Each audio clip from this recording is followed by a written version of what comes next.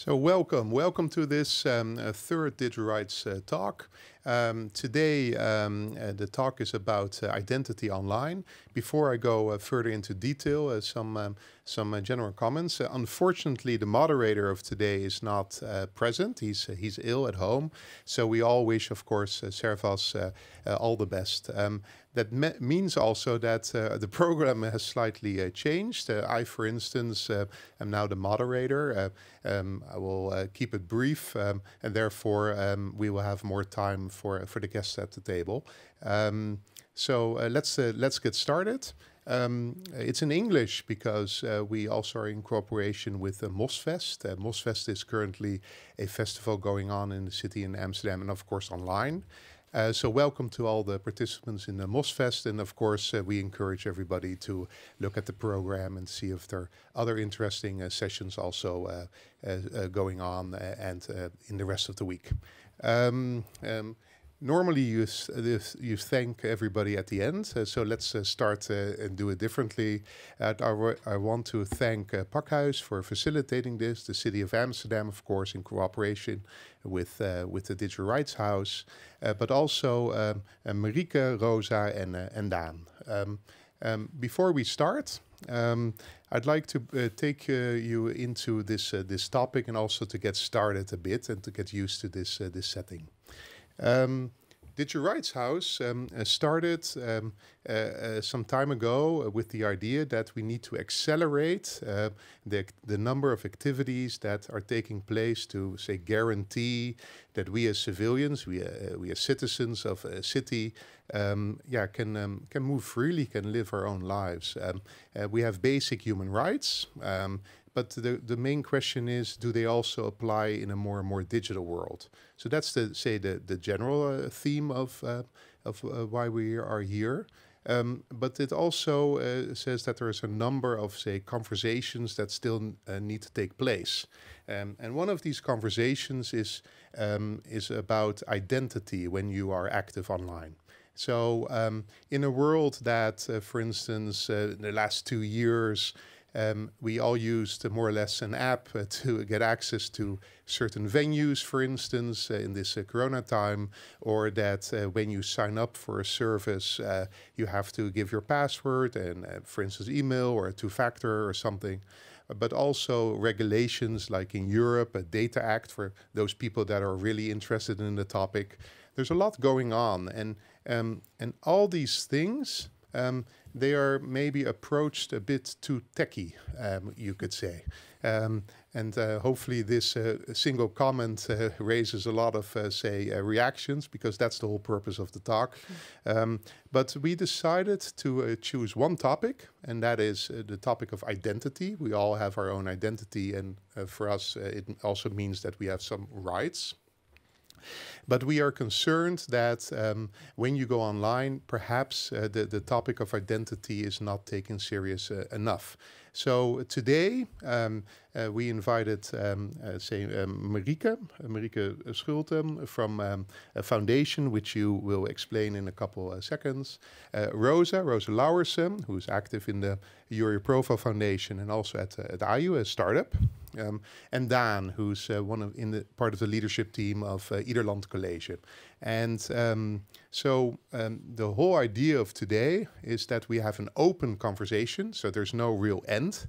That's the whole purpose of the talk, to stimulate that we take this conversation further.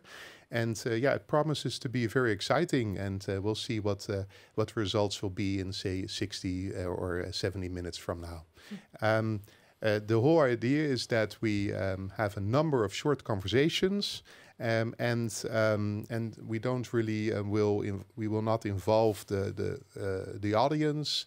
We do not have, unfortunately, due to, say, the last minute alterations, the ability to do the online moderation.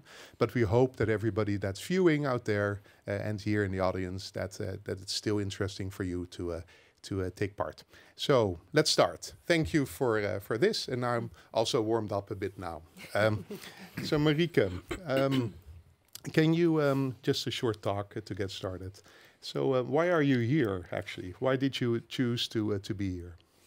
I chose to be here because the topic of identity online really interests me, well, both in my personal life, but also at work. And I think the two are very closely connected. I work for Digital Power, a data consultancy firm in Amsterdam, in Den Bosch. And we provide a wide array of data services to organizations. I set up the Digital Power Data Hub Foundation last year with the aim to make all the data knowledge and skills that our consultants have accessible to society as well. Because I think, as you said, a lot of topics within data and technology are often approached by specialists with a very specialist techie point of view. And I think we're at risk of leaving a large group of people behind if we're not able to translate data and technology and all these fast changes that are happening to society, and to be able to tell people how it's affecting them and how they can benefit from it as well. Okay, very interesting, and of course we will go into this further in the talk. One quick question. A people first digital world, are we there yet? I think we're not yet in a people first world, and we're also not yet in a digital world. So maybe we're not there yet at all. I think we're working on the digital aspect, but in doing so, I'm not sure if we're putting people first. I think from a very practical point of view, what I see happening a lot within organizations is that working digitally, working data informed, and all these modern new ways of working in a way have become a goal in themselves. So we want to be digital and we want to work with data for the sake of doing it, and not always in order to put people first and to help others or our target groups. Okay, fantastic. And then maybe one more question, because in our preparation, I remembered a very interesting comment. I can imagine that there's a lot of organizations out there that want to do something with data, but don't know what they want to do with data. Can you explain a bit about your position in that situation? Will you help everybody that wants to do something with data, or is there more awareness necessary? Oh, yeah, we definitely always look for awareness in the projects that we encounter and that we work on. I personally think starting a data project without a clear goal or an aim in mind, for example, to benefit the people within your organization, will eventually end up being fairly useless, because building a dashboard for the sake of having a dashboard, very simply put, means that it'll probably not be looked at very often once it's done. It's nice that you have one, but it'll probably be somewhere in the back of the office, just hanging there. Now, a very refreshing comment, so thank you. We'll come back to that, of course, later. Rosa. Rosa Lauwers, so I know that you're active in the Your Profile Foundation and also at the startup, IU. Yep. Could you, in your own words, explain a bit what the foundation and IU is about and why you are here? Yes, thank you. To start with the Your Profile Foundation, the foundation has an aim to have dialogues in all layers of society about what's happening in the digital transformation, especially what's happening with data and how it's used or misused. We find it very important to have the conversations and to make people aware. Marika was already telling a little bit that it's important. And my role is to start and to find different dialogues in society in different groups. So, for instance, with youth, but also with policymakers and the whole spectrum. The other part is IU. IU is a startup. We are building a communication platform, a privacy-first communication platform. And the aim is to give people tooling to be able to control their own data while communicating online. And for me, in both activities, it's very satisfying to have end the conversations, but also bring in the foundation, but also bring that knowledge into like the tool that you're actually making. So you have the talks, and then you can do something as well practically, and building a tool with my colleagues in the startup. And I think I'm very happy that I can be here today, and that I can discuss with you and also with Marike and Dan the importance of rights, digital rights, but what's happening with the data in all perspectives. Okay, very interesting. And also a question. I can imagine that, on the one hand, raising awareness via foundation, but also actually working on a tool, you encounter how, or easy this topic is, or how complex it is. Could you maybe in your own words say something about that? Yeah, absolutely. Both it's complex because on the conversation part, I found out that there are a lot of differences in the knowledge part. If you're talking to youth, they are very aware how to use the tooling, how to use social media, how to be active online. But they are not so aware of what's actually happening and what they're really doing. So they can use it, but what's happening on the other hand, at the back door, it's a little bit unknown. And for making the tool, it's very relevant to see this, because we're so used in our tooling, we're so used to convenience, and also for me, building and designing the tool with the colleagues, it's also we're looking for what is the most convenient way of doing this. But we have to make sure that our principles and that we're putting the privacy of users first is always there. And that combination make it useful, convenient, and that people are learning as well from the tool how to use data. And what we are doing with it is very complex. Okay. Thank you, and we'll get into that probably later. Okay. And Dan, so thanks for being here as well. And so Iederland College, what is that? That is first, thanks for having me. Iederland College is a small, comprehensive school for vocational education in Amsterdam West. It's a school where children go with some special educational needs. It's a small school, 200 children, a staff of 45 teachers, more or less. That's Iederland College. Okay, and of course, right in the middle of society. And I'm looking forward to our talk later on about, say, this topic in practice and what you encounter at school, because it's very relevant, I think, for everybody. But for you, just short, is data a good thing, or is data the enemy in education? I think in education, it brought education a lot of advantages, and we see a lot of things go wrong as well. So it's a two-faced monster. Exactly, and this is exactly the topic I think we will go into in a couple of minutes. Now, so we just introduced everybody. I'm Jake. I'm one of the co-founders of Digital Rights House.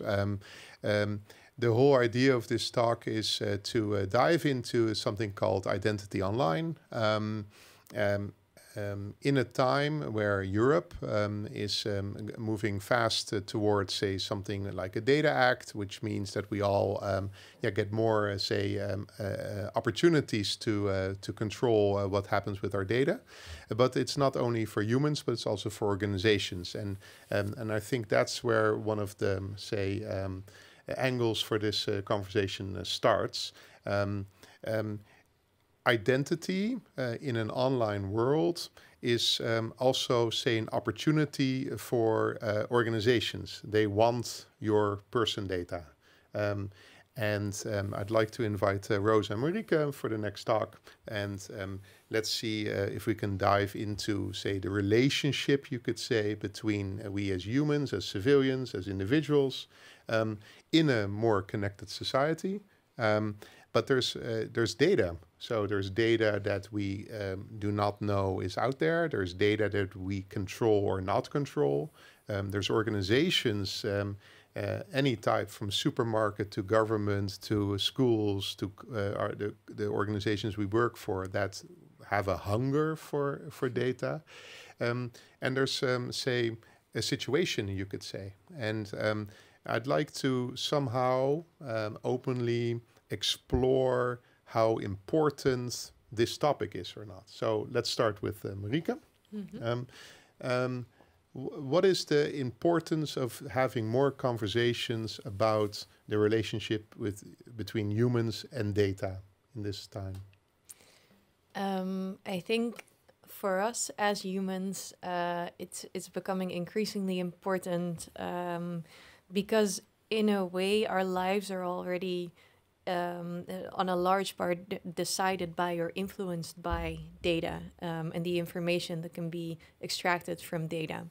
It's all around us. It's part of technology. If we go simply do groceries, we're surrounded by technologies and processes that capture data. So it's already being put to use, but us as humans, we're not always aware of it. And I think we're at risk here of really losing touch with what's happening right in front of us and not being able to grasp how it's really affecting us. So I think for us as humans to really benefit from everything that data has to offer, because I do think it does have a lot to offer for us, but to fully benefit from all those beautiful sides and also be able to protect ourselves a little bit more against the risks, we need to be more aware of what's happening. And I think that's where the conversation needs to start. Okay, thank you. And Rosa, when you look at data and you look at humans, you could say that, say, your name and your age says something about you. But say there would be a statement that all data is directly or indirectly traceable to a person. What is your point of view on that? I think it is direct or indirect related to you as a person. To highlight like a good thing and maybe a bad thing, for Your Profile Foundation we created a documentary and we collect individual stories from people that experience something more negative online. But one of the stories in the documentary is a girl who experienced something with her growing up, with her search for her identity. And she had some difficulties with that. And she tried to, and the feelings were not so great for herself. And she tried to share her story in a positive way. So what she did was she grabbed post-its and she wanted to send messages into the world just in the bus or in the train with positive notes. So she wrote it down on the post-its and put it then on the window. And she set the Instagram link on it and made a picture of it and put it on Instagram. And she faced a lot of followers and people were very enthusiastic about it. But because it was also about herself and her story, she experienced as well a lot of negative comments on her Instagram page. And that was for her the link that there is some very positive things with data around us that can share stories about your identity, to search for your identity. But the other side is that it grabs attention from people with negative intentions, and how to protect yourself and what to do when you are at age, I think she is 18 or maybe 17. You're defining yourself, who you are, using the world out there because you can easily connect, and then experience the negative side effects. I think that's the way where we lose maybe the human side of technology and data. What can you do with it? So I think what Marieke says is very relevant. It's more maybe tech focused. We want to know a lot of what we are doing. We want to learn from all the data that we are collecting. But how to engage us just as humans, yeah. Okay, thank you. So listening to the, say, example you give is, If you look at, say, somebody's profile, you could say that somebody, for instance, puts a name or a fake name or a photo or not, or a birth date. But you also just explained the situation that somebody, had a certain behavior in the outdoor world, putting post-its, somewhere. Yeah. The statement is that also that behavior says something about your profile, about you. Yeah, absolutely. Yeah. I think, yeah. Yeah, so making it clear, what is your profile? Which data says something about you? It goes further than, say, what we might think. Or Yeah, absolutely. As if you look at the person data, there's a reason why we call it person data, because it's more than personal. For instance, if you're chatting, you send a message out there and you can ask the question, the conversational data that you are sending out into the world, that specific message, it's collected, it's there, you said something. And for me, for instance, I'm aware that this is filmed and this conversation is collected. But if there was no internet or an online environment, we could have maybe another conversation feel more free.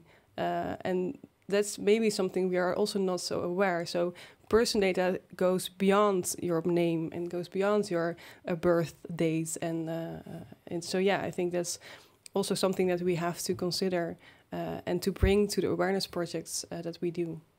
Okay, thank you. Marieke, and just to maybe go a bit more into which data can be, say, traced to you, and also because we're talking about identity. Mm-hmm.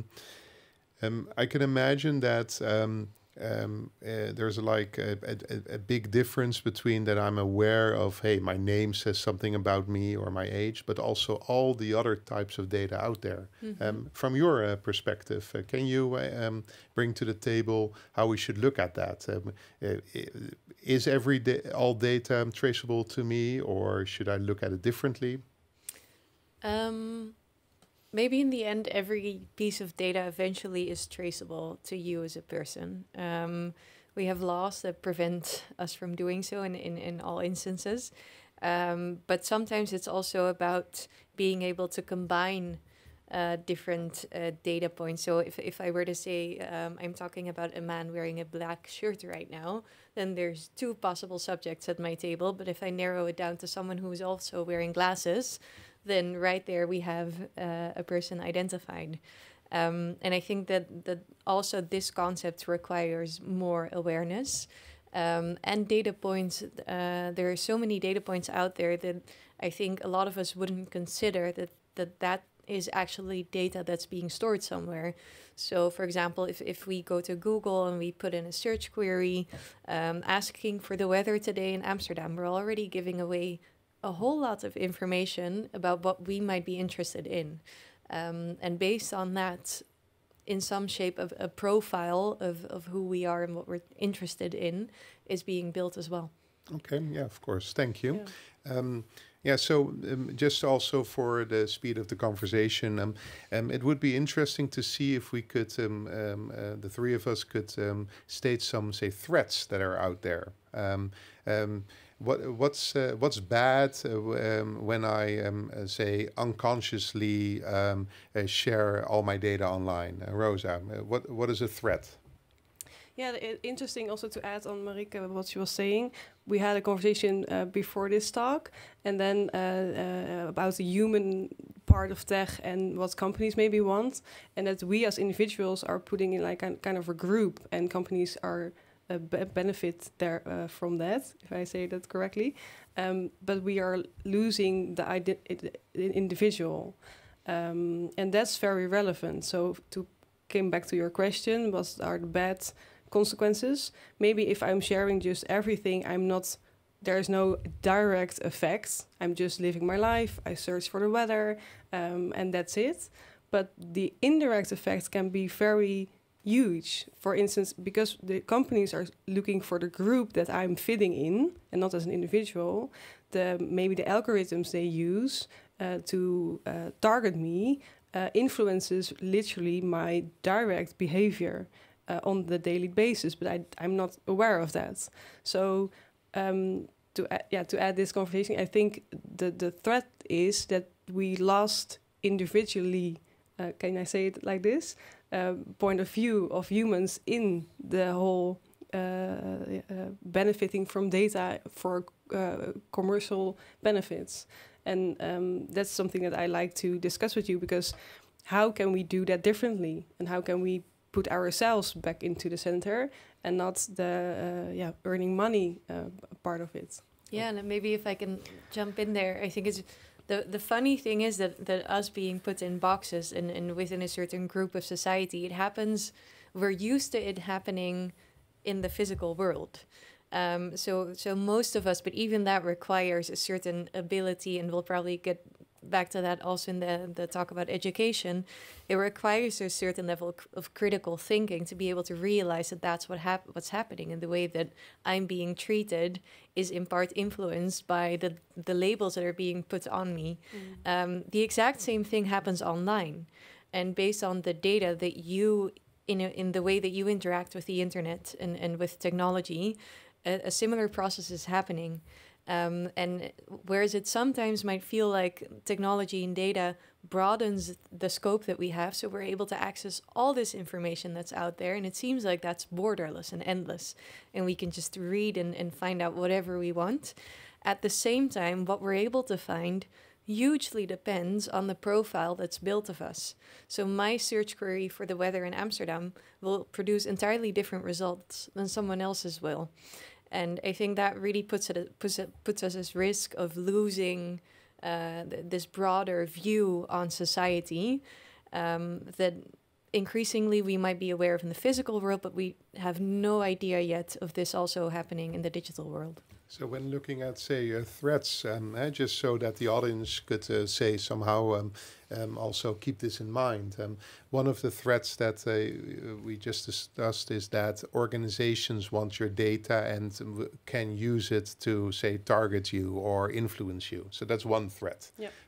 Is there another threat that we could be aware of? So, for instance, governments or other people.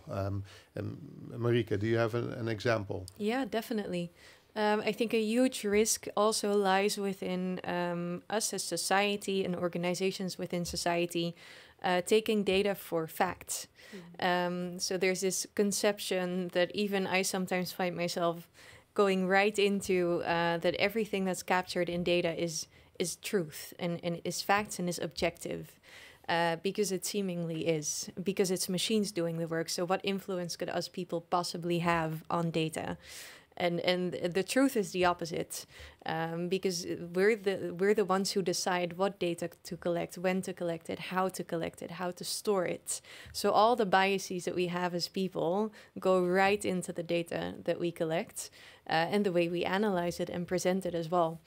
So for example, I was talking to a colleague earlier today, and we thought of the example of the COVID pandemic and the way that governments were able to use data to sort of predict the trends that would be happening. So the different spikes in hospital admissions, for example, which to some extent allowed them to prepare better for what was coming.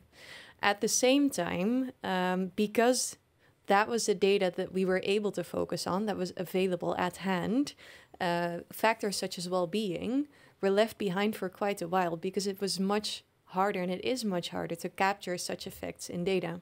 So what do? You focus on what you have at hand, on what looks objective and what looks like it might be the truth, and you go and work on that. But everything outside of that, it's very easy to disregard, and it's not a mistake, so to say. It's a logical result. And maybe to add on that, you were saying like you analyze the data and then you have a prediction what's maybe happening, and based on that prediction, decisions are made, and that influences us as individuals directly. So especially with the pandemic, I think we saw that happening. Yeah, so just to also create like an overview. So one of the threats I heard is that organizations might want to use the data out there to target you, influence you. Another is that let me see if I can say it correctly. We do not really understand yet what data really is or means, and so we need to be more conscious about what actually it is saying. To keep it short, but I'm looking for a third one, and maybe Rosa, when you talked about a part of the movie you were involved in, and I can imagine that also a situation could arise that when you share data with others, that you might also harm the other unconsciously. Yeah. It's not only that the other is interested in you, but can you give an example of that you yourself could also be more aware of what you do towards another person? Yeah, I think what I learned from making the documentary was that, and I think we can relate to that. We can all relate to that. Is that if you just send something, or if you send a message via an interacting tool, the idea behind the message can be totally different, and your intentions can be misunderstood via the text, because you're using smileys, or you're using different words than you maybe want to say, and that can be very harmful as well, and especially when you don't know the person and you just comment. In the documentary, we filmed stories about girls that were online shaming, with photos of them inventing their sexuality online as well, because they grew up in an online digital world, and that's different than when there was no internet. So especially when you are inventing yourself, finding your personality, finding your identity, and you're just doing stuff to learn, to explore, there can be elements that it makes it difficult to understand the other side of the story. Okay, very good. Of course, I'd like to now move on to some opportunities about data and identity as well. So just to add a bit to this last part, I can imagine that we live in a world nowadays that there's a lot of data about us which other people want, or there's a lot of data about us that people misinterpret, or there's a lot of data out there that we actively contribute to, but we are not aware of that it could also harm another person. So that's already three angles how data could, say, influence who I am online. And obviously there's a lot more to say about this. But if you go to a different angle, say the opportunities, and we stick to, say, data that somehow influences my identity, who I am. Rosa, what would the statement be? Is there an opportunity to be aware of that who I am online can be better, more real? What can you say about being active online and the opportunity? Yeah, that's a very good one. I think if you are able to control and to own your own data, it might be in your development, for instance, back to the youth, interesting if you just try out to express yourself, right? That you have different discussions with different arguments, and that you just try and test what it does with you, what you feel. And I think that's a huge opportunity. And Marika was also telling, like, the world is connected. We can reach out to everybody online, and I think that's a huge opportunity to explore your identity as well. So I think that's something fantastic. To make it, there's also maybe another discussion point. It's less individual, but it affects individuals directly, is the whole discussion, for instance, to preventive healthcare. It's a huge topic, and we can talk about it the whole evening, I think. But there is if you're using technologies like AI, they can help us to prevent certain diseases, because by collecting all the data, make the model of and the values of the AI, that the prediction that the AI give is so accurate, it can maybe scope or broaden us perspectives as well, how to prevent certain diseases. Yeah, so I think you just approached it very broadly, and I think we have some time to go into it. But before we do, maybe Marika, on the other side, if you look at, say, I'm a person, I have a day-to-day life, I go online, and can you, from your own point of view, say something that could add to that being online and sharing my data has a positive effect? Sure. Yeah, I wouldn't be doing what I do if I didn't think there were any benefits. I think essentially what data allows us to do, and data in the online landscape, then to narrow it down, is it allows us to rule out some of the insecurities in life. What data allows me to do is, before coming here, to look up how much time it would take me to bike here, which route to take, if there are any restaurants along the way, if I wanted to have a quick bite beforehand. It allows me to get personal offers from some of my favorite stores, and to have live updates about the weather in my location or where traffic might be. And that's really what being online and what sharing my personal information has brought us. Okay, fantastic. And if I try to capture that, in short, it could be that one of the opportunities of being active online and hence sharing your data is that it gives you access to all these opportunities out there in a positive way. Yep. For example, Rosa, you just mentioned, say, healthcare, and not to dive into that topic too much, but how can being online and sharing my data have a positive effect on me as a person? I think, for instance, not to dive into the healthcare situation that much, but we are learning to prevent difficulties in life by doing research, right? And doing research gives us information. But what we also see is that there is, for instance, a gender divide on how we look at researchers in, for instance, preventing a disease, or and with collecting data or sharing knowledge. For instance, women about cancer or breast cancer, for instance, it can broaden up the scope of the research projects.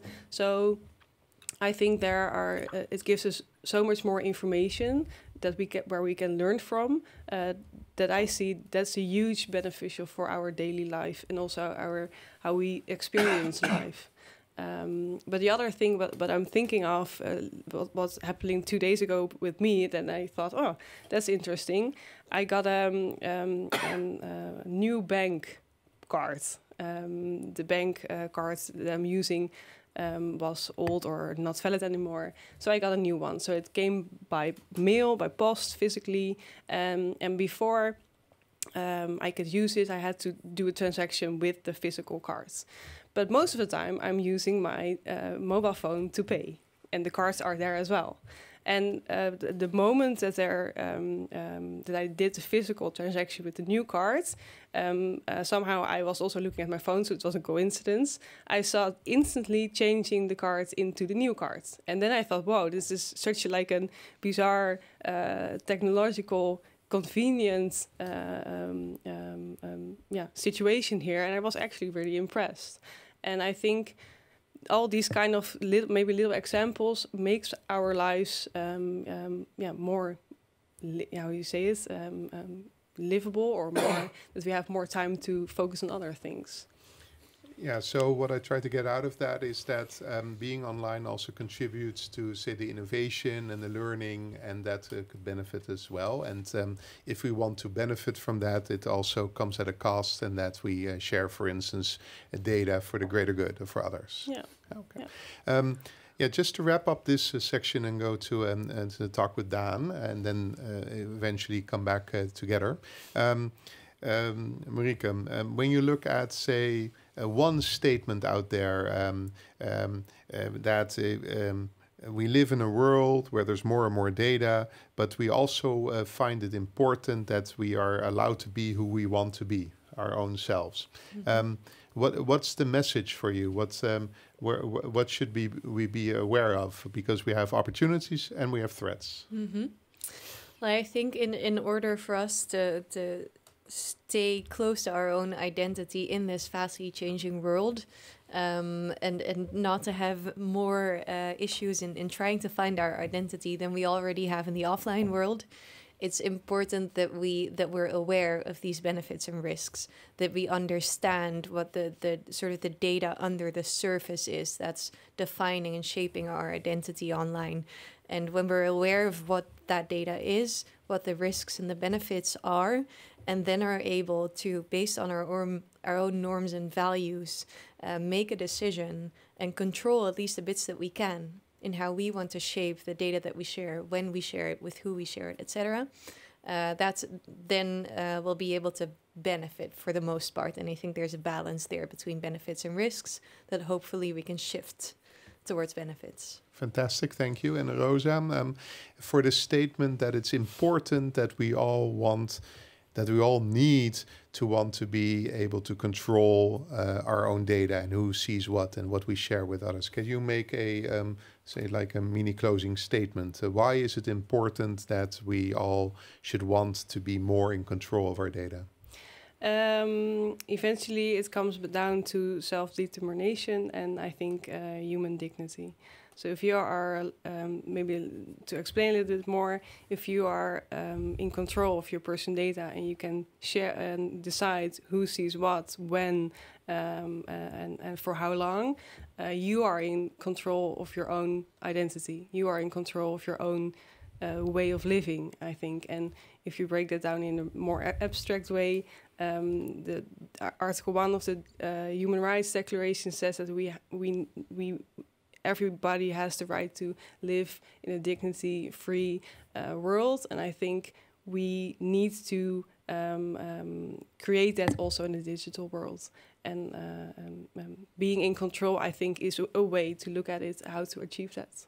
Okay, so if I understand it correctly, if we want to experience dignity, if we want all our freedoms, then you say that in a world where there's more and more technology, maybe it's important that we also have more control of this concept, what is called data, because it determines more who we are than we might think it does. Absolutely. Fantastic. Yeah. Okay, very good. We'll certainly come back to that one. Dan, Yeah. Hello. So, Yeah. what do you think about the discussion till now? Well, it's very interesting, and I can very relate to that because we see, well, from my perspective as a school manager, I see a lot of teenagers involved in a game, and they don't know the rules of the game. They have no idea what they're doing. And I think, well, if I can jump in Rosa's statement, I think it's our task to protect the most vulnerable in society, and we don't do that. Okay, fantastic. That's, I think, a very bold one. So, well, that was actually my closing statement. Thank you all. Fantastic, thank you. No, but seriously, so I heard a couple of things, and let's dive into it. The game, and nobody gets it. So what's the game? Well, you see a lot of teenagers nowadays. They develop their identity online and offline, and I think we can't even speak of an offline and online world anymore. They're so integrated, and they intervene. They do bring us, teenagers, the next generation, a lot of benefits. That's true, and but there are also a lot of things that seem to develop in a wrong way, and children, teenagers, but I as well, we don't fully grasp what's happening. We're not sure if we judge information the right way. We don't know if we use the right resources. And we can teach them, we can provide them with skills, but you need a set of rules in order to teach them skills. If I teach my daughter how to ride a bike in traffic, I teach her skills because I know there are rules, and these rules are in some way enforced. Nowadays, as a parent or as a teacher, I teach children skills how to behave online, but we have no idea. We have no idea what rules and what influence they come across. And I think we should be aware of that. I think from an educational perspective, we tend to use quite traditional skills, offline skills, and place them in the online world. That's not, I think that's not the reality anymore. So we should work on that, but there's also another place in organizations where they have to get involved. Government organizations, libraries, I guess. Yeah, I think you also touched a couple of topics. So I think it's important now that we step by step go through this topic. And thank you for the opening. Okay. Yeah, so the whole idea of this part, I think, of the conversation is to somehow touch the reality today. You are in the leadership team of a school. Yeah. You see a lot of people every day, so you observe stuff. So let's start with that. Just for those who might not really understand how serious this topic is it imaginable today that you run your school without software, without phones, without access to internet? No, that's absolutely impossible. Okay, no. And not to go into discussion, but let's keep that as a truth, because we all love technology and we see the benefits of it. Yeah. Just another thing is, do you think that all the, staff, all the people working at the school are aware of the impact all this technology has? No, I don't think so. I think staff at school use it for educational purpose, which is good, which brings a lot of convenience. Yeah. But what it means by collecting all this data and using all these apps for timetables, for your educational material, for example, no, they do not know. No, and so I know from a fact that you were involved in, say, a data team setup. Yep. So to dive in, say, the positive side, could you explain what you did and what the positive side was of collecting the data? Yeah, yes, I can. Well, schools, they collect a lot of data, but most of the time don't really analyze it for the benefit of the individual or the organization.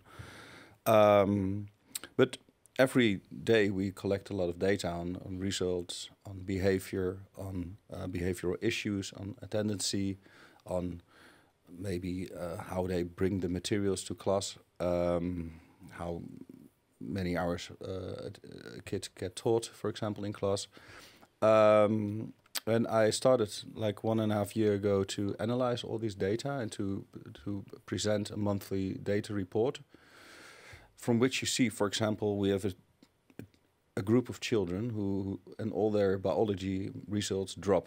Well, is there a problem with a teacher? Is there a problem with attendance? If there's a problem with the teacher, we can easily fix that. If there's a problem with attendance, maybe you should talk to parents. Maybe there's a problem with none of them, and there's a problem with the way they are tested, for example. And by that way, I think we can really guide students through an educational system, and we can really easily create an educational system that really suits them. And we do that on individual level, and we also do that on an organizational level. For example, I compare results with this year, with last year peers in the south of Holland to see, well, how are they doing? And what can we learn from that? And I think we as a school really benefit from that. Yeah. Okay, thanks. And I think this is important because obviously there's benefits to collecting data and doing stuff with it. Yeah. But at the same time, I've got another question, is that do you think that it's possible to benefit from this type of data if it's not, say, individual data? So say you would not, as a school, have access to Jantje, Marietje and Klaasje and still want to help them individually. Do you need the individual data to help? No, you can also have that as a more collective. For example, if you see in a year a lot of behavioral incidents in a half an hour break, well, you can say, let's change that next year to a 20-minute break, for example. For example, yeah. Yeah. Yeah, so... Well, we actually did that. And we like behavioral incidents dropped by 50%. Okay, so that's a good thing. That's a good thing, I guess. Yeah, it's a school. Yeah, right? so it's not a the thing I want to gym. get at, because it's a very broad topic, of course, in a couple of minutes cover the reality. But this is a nice example because without, say, individual data, you can have some efforts that are good for everybody. Yeah. But there's also a trend that every person is an individual and has their own, say, capabilities, strengths, and that as a school you might want to also treat people individually. Are you in favor of this or not? Well, I think when we know if you personalize educational system, your education will be much more effective. Which is great, but you should be really aware of that because Marieke also pinpointed is that the way then you're going to use individual data, it's really inflected by the way people look at it, and you might be wrong. So you should be quite hesitant in that, I guess. Yeah. And I think you just, we arrived at a point that I think it's interesting to say drop the term responsibility. So it was, of course, a conscious decision to invite you for this talk. You're in the leadership team of a school every day. So there's like some responsibility as a school towards the students. Obviously. And there's some, say, how do you call it, conscious or not, awareness of the students that the school is there for them. So what I'm trying to arrive at is where can data, help you out with your responsibility at school?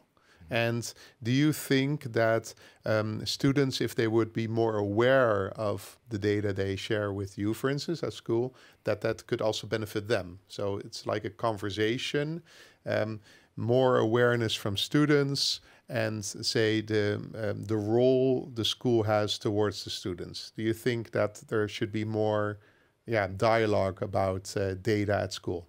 Yeah, I think so. Yeah,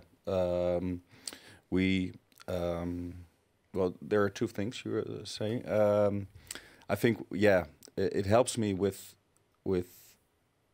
providing a good educational system, which is my responsibility, of course. And I think we should also have a dialogue about what we are doing and how that is like a very micro society, and that we influence their behavior with the data they are sharing. Yeah. Okay, and that is a dialogue we have to have. Yeah. And are you already having it? Yeah, we do. For example, there are dialogues. For example, that I get a kid into my office and say, "Well, let's see what you have performed last month." And you missed like 4 days, and what happened? And I see there is for last half year, you're 10 times more sick than than the year before, for example. And you're okay with me sharing this with you, and well, then we talk about that. Yeah. Okay.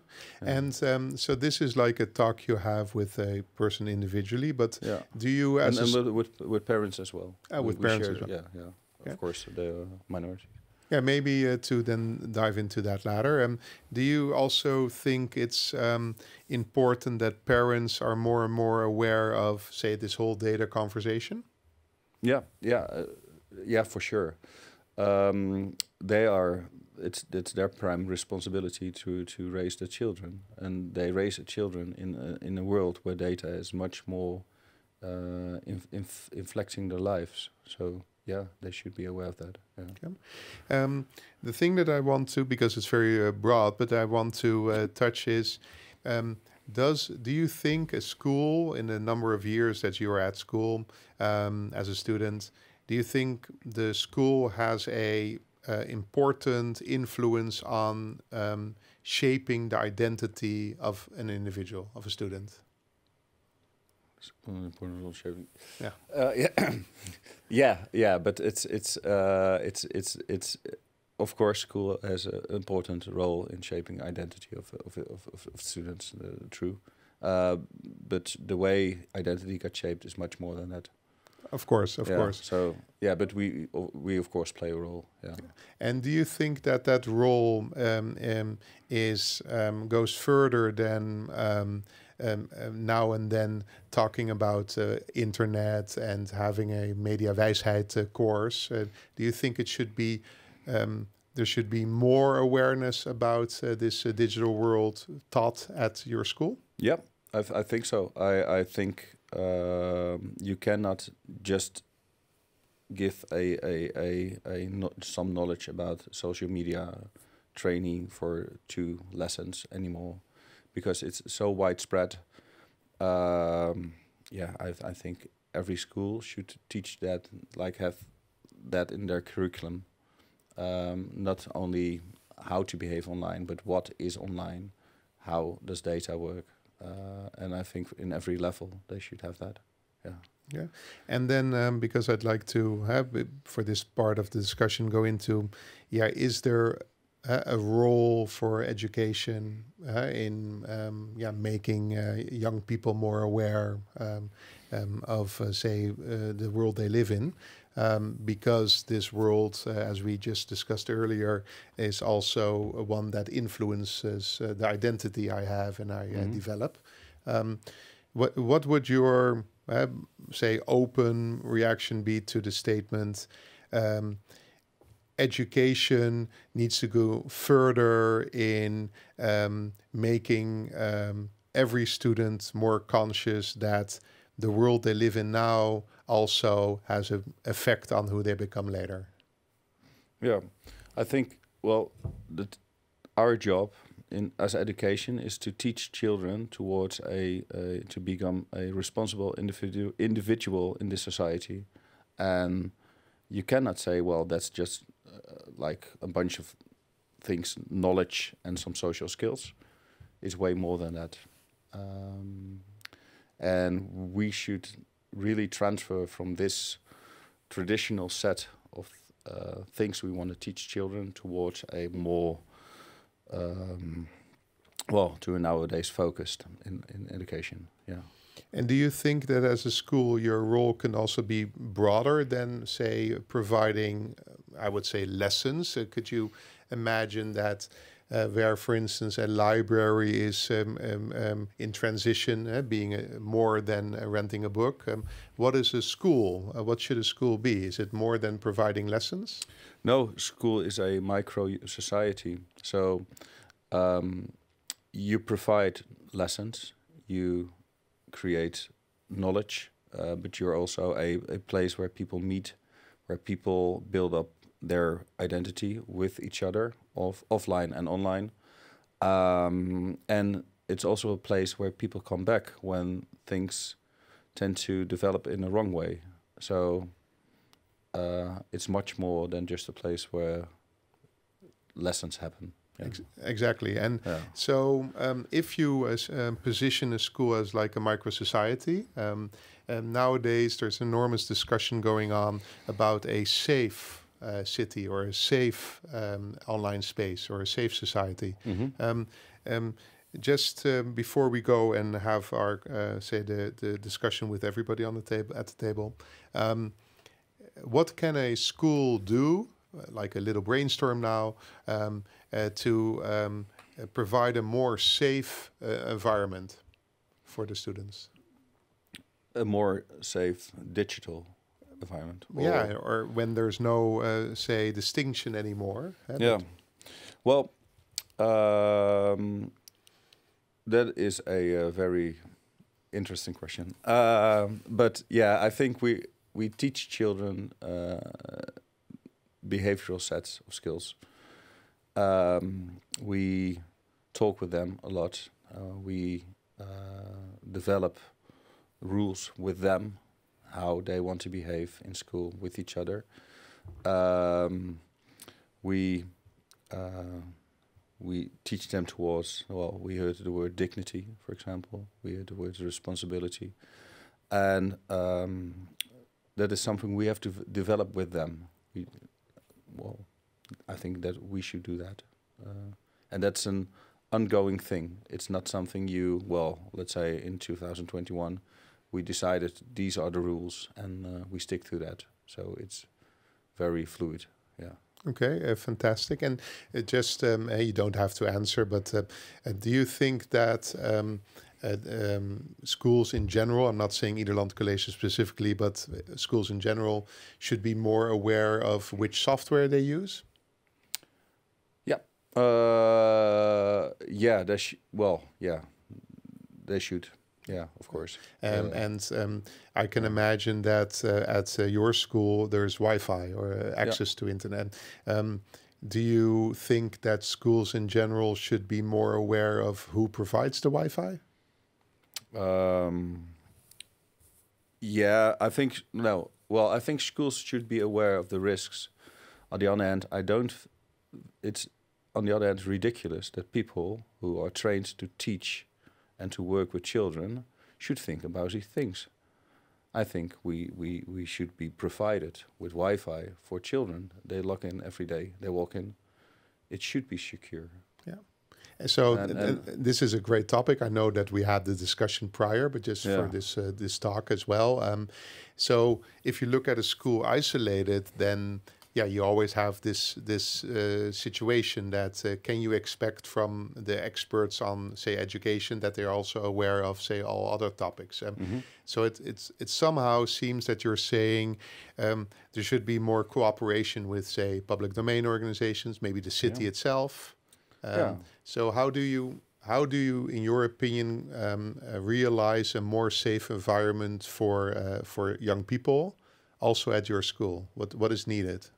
Well, then you need a group of organizations and of disciplines where, for example, you name a government. You need maybe some ICT data experts as well, because you cannot expect from a school, from teachers, to develop all this by themselves. Parents should be involved as well, and exactly. So it's not something a school can do or an educational institute can do alone. Same thing as that a government can't just do everything on their own. Exactly. So this is a very nice statement to close our this part of the talk. We cannot expect from a school, for instance, that they solve this whole problem by themselves. No, because then they won't be teaching anymore. Exactly. Yeah. So to go to, say, the last part of our talk, the idea could be that the four of us have a conversation based on, say, a number of statements. The talk is about identity online. The idea is that if we would, say, approach it purely as a tooling, we need a digital identity tool, we need a passport, we need a wallet, stuff like that, then it's not we don't say approach it correctly. The whole idea is that we need to look at digital identity or identity online more broadly. So let's see if we can create a little capita selecta for further discussions for other people. So one statement I have is for all of us is who is in favor of one identity online and not multiple? So I'm not going to raise the hands, but Rosa, do you believe the world is better when you would have one identity online or several? Make the distinction between a digital identity like a passport, then you have to ask the question, why do we need it? And what is the benefit? And is it secure, etc.? And yeah, and then I would say maybe you need, of course, one, but then in a good way, not maybe only in another way. But if you have the discussion about digital, your identity in a digital world, then I would say that you can have several, because it's up to you. You are in control. And if you want to express yourself differently in different ways, in different situations, then maybe you want to have several. That would my opinion be. Very good. And then Marieke, so one or several? Maybe it depends a bit on the way that you define identity, but I guess our queen said that there's no such thing as one Dutch identity, and I think the same way as Rosa already said, that it's hard to capture my whole person in one single identity, and that goes in the physical world, and in the same way I think it should be translated into the online world if we want to be able to recognize ourselves in that world 10 years from now on. So I think we should stay as close as we can to the way in which we manifest ourselves physically. Okay, Dan? Yeah, I don't think there's one identity, nor off or online, and I think you should choose what to do and what to share and from what identity. So. Okay, yeah. Cool. Another topic which comes up is being anonymous. So, Rosa, do you think it's important that everybody should be able to be anonymous online? That's a very good one. I'm personally not for myself made a decision, but for the sake of the argument I will say that it's there is no online anonymity, how you say it? Mm-hmm. Yeah, anymore, and we don't need it. And I'm curious what the other things, Marieke and Dan, or maybe you, because being anonymous is something else as having several alias, for instance. So I can imagine a situation that you want to put out something that you want to say, to express yourself, but it's maybe in your country dangerous to do that. You might think, oh, then I need to be anonymous, but there is, for the sake of this question, no anonymous possible anymore, so you want to have something else. And that's maybe more important to discuss. Very good. And before we go to the others, you just made in your last sentence a remark, it's not possible to be anonymous anymore online. Yeah. Can you explain? I try to explain a little bit, not too complicated, but I do believe that in certain ways, everything you put out there or what you do is come back to you in a certain point. And of course, there are a lot of technologies, encryption, or a lot of things there that can make sure it's not for, how do you say it, just us recognized anymore that it's you. But at the end of the day, it's still possible. It's because we have the other techniques that can unencrypt it. So everything what you do online can be linked to you. Yeah. Okay, Marieke, do you believe that it's important that everybody should be able to be anonymous online?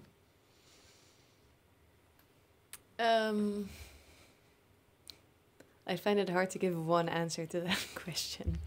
Yes, I find it important. However, I think I fully agree with what Rosa said. I think as much as we can find it important and see value in being able to move around anonymously, there's a limit to the extent that we can do that in the physical world as well. I think the question should be about how can we make sure that in situations where we can be anonymous, still be within a safe space, and be able to do and say the things that we want to do and say without, of course, harming others. And if we focus solely on anonymity online, then we might lose sight of other conversations that, as you said, are much more important to have. Okay. And if we just go into that a bit more, say there's like a relationship between being able to be anonymous, but also being able to fully control what is happening with your data.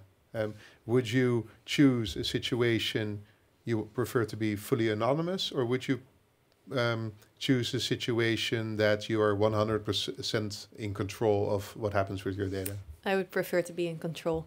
And for that, it's often required that you're not anonymous, because you need to be able to, in order to control things, you need to be able to identify what belongs to you. For me, and also for the organizations that have my data. And I would care much more for than maybe not being anonymous, but at least having grip on what happens after that's gone. Okay, thank you. And Dan, just to start off with the first part of the question, do you believe that we all should be able to be anonymous online? Well, the philosopher in me should say, well, everybody has the right to be anonymous, but from a realistic point of view, I don't think. Well, what's just said here on the table, it's not a question anymore, actually, I guess. Okay. And if you look at a school, most of the people that are around at school are of under a certain age, and by law, we need to protect young people. Yeah. Do you believe the school has a role in protecting young people? Yeah, I think, of course, I think we have a role in protecting, to make sure to prevent them from having problems with identity. Okay. Yeah. And just to make it's maybe too far-fetched, but say the students would have 100% control of the data they share with the school. Yeah. Is this imaginable? Well, it would be a very interesting project, including their absence. Including their absence and their results. I think, is it imaginable for children of the age of 12, 13 years old? I guess not. Is it preferable? From a educational point of view, it's not, I guess. But I think, well, to some extent they do, of course. Excuse me. They should agree on what they had to share with us, okay. And the parents, of course. And then back to say more the subject. Do you think that being able to be anonymous is an important, say, right if you want to determine your own identity online? Is being anonymous an important right? That's a good question, yeah. I think if you want to develop a stable identity, you should have a chance to do things anonymously, yeah. But maybe to add on that, maybe it's also that you need to have a chance to correct what you did, because you make mistakes when you grow up. We still making mistakes every day, maybe. Yeah. And if you are able to control what's yours, you can also maybe correct what you did maybe wrong, or that you said something to somebody you didn't want to actually, or you learned from the situation. So maybe it's not about being anonymous, but that you are able to, correct what you did wrong. Yeah. Yeah, that's a very interesting thing, because we see a lot of teenagers making mistakes online that have way bigger consequences than the mistake itself. Yeah. Sometimes we see a kid making a mistake, and that ends up with several families, police fights, offline violence, and 2 or 3 schools involved. And just as an example, what type of mistake can we think about? Well, for example, we had a few weeks ago. I spoke to a student, and someone made a fake profile of him, and the person with the fake profile heavily intimidated a girl at the school. The girl came to his other profile, and there he reacted in a way which was not very clever. And after that, she went with all the remarks on the fake profile to her older brothers. They went to the school. It became actual violence, offline, police involved, families involved. And at the end, he had to search for another school because the school could not guarantee his personal safety offline. That's what happened. Yeah. And that's sad. And he should have the chance to erase that one comment that was not very clever and that fake profile, because that someone took his identity. Nice example, and thank you for sharing that. Yeah. Also, because I think this is how do you call it? Voer, contents for another digital rights talk. Yeah. I'd like to bring 2 more statements in, and then let's wrap up. Yeah. So let's see if we can have the talk for, say, 5, maximum 10 minutes, and then we're done for today. Okay. Yeah. For the audience, hope you're still with us, and hope you really liked the talk till now. 2 more, say, short conversations and a wrap up. Inclusivity. It's a topic that we hear a lot about. Internet should be for everyone. When you live in a city and technology is there, we should be aware that we do not forget someone. So an example, for instance, if you do not have enough income, you should also be able to go online. If you have to identify yourself, but you're not capable of using certain technologies, you should have an alternative to be able to identify yourself. So these are just 2 examples where inclusivity is not 100%, you could say. So when looking at digital an identity in a digital world, how do we make it, say, inclusive? What's the topic that everybody should be able to be themselves online? Looks like it's already a problem at the beginning, at the door. Mm-hmm. Because not everybody's online, not everybody is tech savvy, and maybe not even if we include people that have certain, I'm not saying it politely, but disadvantages. So what can you, all 3 of you, say about the importance of identity online and inclusivity, that it should be for everyone? Is this feasible, for instance? Marike? Do you mean it should be feasible that everyone is able to build their own online identity?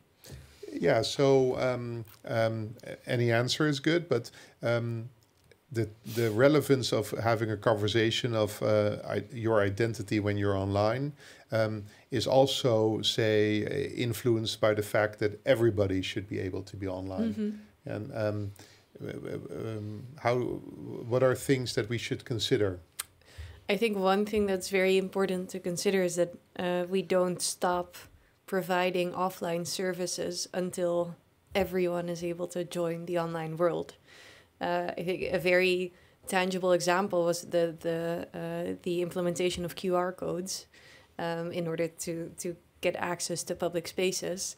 And I think a lot of people in society not having access to a smartphone really meant that they, at the beginning of that new policy, weren't able to access spaces that they were before, simply because they didn't have the online identity to show for it. And I think that's one very clear example of how this can lead to excluding certain groups from society, and not only in the online world, but also the offline world. So I think that should definitely be maybe a law, so to say, that inclusivity should apply in the same way online as it does offline. And I think it's a responsibility for governments to make sure that principle applies there too, and in the services that they provide. So you say there should always be an offline option. Yeah, as long as not everyone, let's keep it to the Netherlands for the moment, as long as not every Dutch citizen has the ability to access services, government services online, there should be an offline alternative. And if everyone would have the online ability, would there still be an offline option, you think, that people could choose?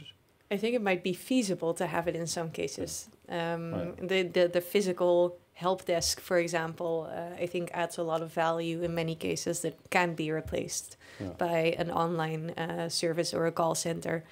So it should never be a goal in itself to turn everything online. Yeah, and this, before Rosa, I come to you, you also touched the topic is that when we view, say, online as more than internet, more than an app or more than a website, but also, say, in the public domain, outside, there it becomes very clear that inclusivity is not realized yet.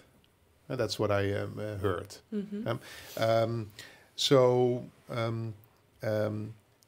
When we look at identity online, you could also say it's identity, and because we are more and more online, not only behind a computer but also outside,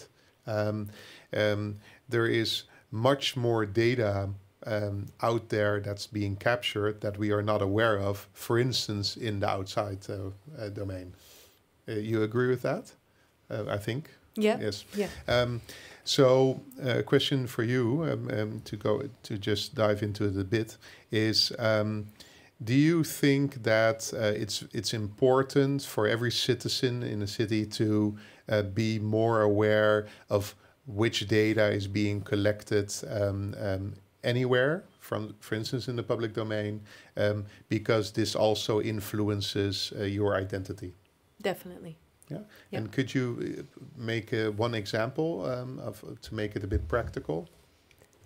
Sensors or... Yeah, for example, sensors. Okay. No. Let me think of an example. In the physical space, if I move around carrying my smartphone, then a lot of location data of where I'm going around is collected. So that's me moving in the physical world, but my smartphone is registering this data and building my profile, my online identity based on the places that I visited. Or if I go into a bar, connect to the Wi-Fi there, then that's registered that my phone has been to that place. So me as a person has been to that place. And based on that information, a profile can be built and you can be given recommendations in the future, which may be really nice recommendations, based on the places that you visited. That, of course, has many benefits, but it also means that you may not be considering or seeing different options that are out there because you've already been put into this box, you have this label stuck to you. And that's, from now on, that's where within that line, your recommendations are going to be. Okay, thanks. Rosa, and then I think I'd like to start with you with the last statement, and that is about value. In general, we tend to see that being able to control have effect on your identity online, that is valuable. It's valuable for, say, organizations. But can you say something about, like a statement, what's the value of being in control of your own data when it comes to being in control of who you are? I think it comes back to our norms and values that we decided together in the Human Rights Declaration.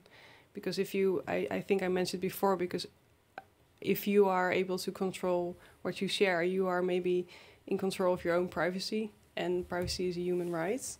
And you can, I think that's the most important part. Okay, thank you. And Dan, when you look at privacy, because that's it's one of the things that we cherish. Do you think that what's the negative effect if privacy is not guaranteed? The negative effect when privacy is not guaranteed is that we have no idea where it will take us, actually. So we don't know. It's an uncertain. It's an uncertain, and it's a right, and because of it's a right, we should be very aware of that. Yeah. Okay. And one person once said to me that the moment privacy falls, it's like a castle. All other basic rights, like freedom of speech or whatever, also is challenged. Do you agree, Marieke? That's a big statement. A very big statement. I might need to consider for a bit. Maybe in short, how important is it that we are in control of our own privacy online? Very important. But maybe from my perspective, it's about being aware of that and being aware of the risks there are, and maybe to make it more practical, if we can't rely on big tech companies to protect us in a way that we wish they would, and if we can't rely on governments imposing policies and laws before these tech companies bring in their new innovation, so they're always running after the next innovation, then what's left for us as citizens to do? And that's to make sure that we're aware of what's happening and we're aware of what we can do ourselves. Maybe that's a way that we can translate that to our own lives. Okay, fantastic. And just to wrap up, maybe one closing statement of everybody, and then I will wrap it up very shortly, briefly. Dan, when talking about identity online, what would you like to add or share with the world? Much has been said, but I think, as a closing statement, I think because we develop our identity online, we are in need of a strict set of rules, and that's something to start with. And if we need rules, we need a vision, and if we need vision, we need values. Thank you. And Rosa, what would you like to add to the conversation? We are living in a digital transformation. A new world is coming to us, and I think there are positives and negatives. But I would say don't forget our basic human rights and have a conversation about how to put them into a digital world. And you can call it digital rights, but how can you translate that? And I think that's also a conversation that we have to take further soon, or today, tomorrow. Yeah. Immediately. And Marieke, a closing statement from you? Yeah, maybe to relate also to the last topic is that I think it's very likely that in 10 years or so, every one of us will have an online identity or an identity online. Everyone will have a smartphone in a very simple way. If that's going to happen, then the next step is that we all become aware of what that means, how our identity is influenced by the online world and the other way around. And the more we're aware of that, the more we can protect ourselves against the risks and benefit from all the good that it also has to offer. Fantastic. Yeah, and just to wrap this talk up, I think it's important to touch a couple of topics. One is that I think we truly believe that when you talk about identity in this time, we should talk about it much broader than only being a tool. So when regulations are in place or being developed that says, for instance, we have to have one identity, then maybe there should be more discussions about what that actually means. When developments are there that say there should be some type of balance that organizations could benefit also from your data, we should maybe have stricter rules in place, who is responsible for which data when, for instance. From this talk, our opinion, I think, is that much more conversation is needed to grasp this topic. A thing that maybe also can be said is that we all want the benefits of the technology development, but are we aware of the threats or the risks? And not only today, but also what type of, society we are developing. So that alone is maybe one of the motivations to keep the dialogue going. And when we talk about AI or when we talk about drones or when we talk about sensors, then it's maybe too easy to forget humans. So the thing is that we might have to talk more and more about the people side, the more we also are considering investing in technology. So having said that, it's a very broad topic. I think that Servas, who is not here with us today because he is ill, and we hope he will get better soon, he would probably have said this talk raised more questions than we started with. And I think that's something that we wanted to realize, and that's what we also did. I'd like to thank Marieke, Rosa, Daan for taking part, Servas for the preparations, the team at Pakhuis, the audience, thank you. People at Mosfest, the City of Amsterdam, of course, the team at Digital Rights House. I'm Jake, and I hope you enjoyed this talk and hope to see you next time soon. Thank you again. Thank you. And you made a great moderator.